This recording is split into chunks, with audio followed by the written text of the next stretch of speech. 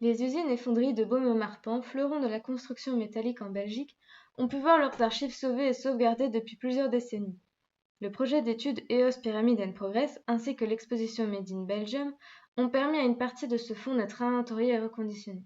Cette opération a été l'occasion de redécouvrir une série d'ouvrages d'art réalisés par la société. À l'origine de ce géant industriel se trouve la société Delbecq et compagnie. Fondée en 1853 par Clément Delbecq à Aix-Saint-Pierre, elle est spécialisée dans la confection des pièces en fonte pour l'équipement de chemin de fer. En 1882, à la suite d'une implantation sur le site de Marpan en France, la compagnie change de nom et devient Usine et Fonderie de Baume-Marpan. Quelques années plus tard, le groupe achète les ateliers de Morlanway et les grosses forges et usines de la Hestre. Très vite, l'entreprise se diversifie et outre la production du matériel roulant, secteur alors très concurrentiel, se spécialise dans l'architecture métallique. La Deuxième Guerre mondiale porte un grave coup à l'entreprise qui commence alors un long processus de démantèlement. Celui-ci s'achève en 1962 par la reprise de la société par Bouchon-Thirion pour former Baume, Marpan et Thirion. Les archives de Baume-Marpan sont aujourd'hui conservées au SECOM, sauvegarde des archives industrielles du Couchant de Mons, implanté sur l'ancien site minier de Bois-du-Luc. Ce fonds est le produit de deux dépôts. Le premier est l'aboutissement d'un sauvetage, organisé par Jacques Liébin in extremis avant la destruction du site de Baume-Marpan à Morlanway. Le second est constitué d'un don de Frédéric Van de Wever. Diverses opérations de préservation ont été organisées dans les années 1990 et 2000. Des programmes de numérisation ont ainsi pu être réalisés grâce au projet européen Arching et au service de préservation et exploitation des patrimoines de la Fédération Wallonie-Bruxelles. Ceux-ci ont permis le traitement numérique de certains clichés sur verre ainsi que de plans.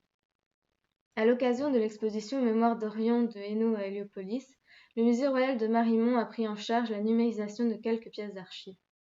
La dernière opération de mise en valeur de ce patrimoine a été réalisée dans le cadre du projet Pyramid and Progress et de l'exposition Made in Belgium. Un projet collaboratif a été mis en place avec le SECOM afin de finaliser l'inventaire de ce fonds et de mettre en ligne les pièces les plus remarquables. Du point de vue quantitatif, les plans sont les archives les plus importantes de Baume-Marpan. Ils constituent à peu près 2000 dossiers conservés. Ceux-ci se présentent sous trois formes, les portefeuilles, les dossiers et les plans roulés. Plusieurs types d'archives peuvent être consultés dans les portefeuilles à plans. On y trouve bien entendu des plans, mais aussi des notes et des calculs, et dans certains cas de la correspondance. En plus des plans issus de l'entreprise, certaines pièces émanent des clients ainsi que d'industries concurrentes ou partenaires. Ces portefeuilles ont reçu des numéros attribués arbitrairement lors de l'inventoriage du fonds, précédé de la cote Baume-PP. Les dossiers à plans ont été retrouvés en moindre quantité que les portefeuilles. Ils fournissent le même type de données que ces derniers, mais présentent des plans de petite taille. Les rouleaux à plans ne sont pas très différents des deux autres formats conservés dans le fonctionnement. La différence réside dans le format des plans qui sont longs ou larges et qui permettent donc pas d'être stockés à plat.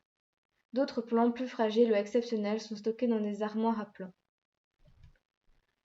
Tous ces formats étaient conservés dans le service d'archives de la société.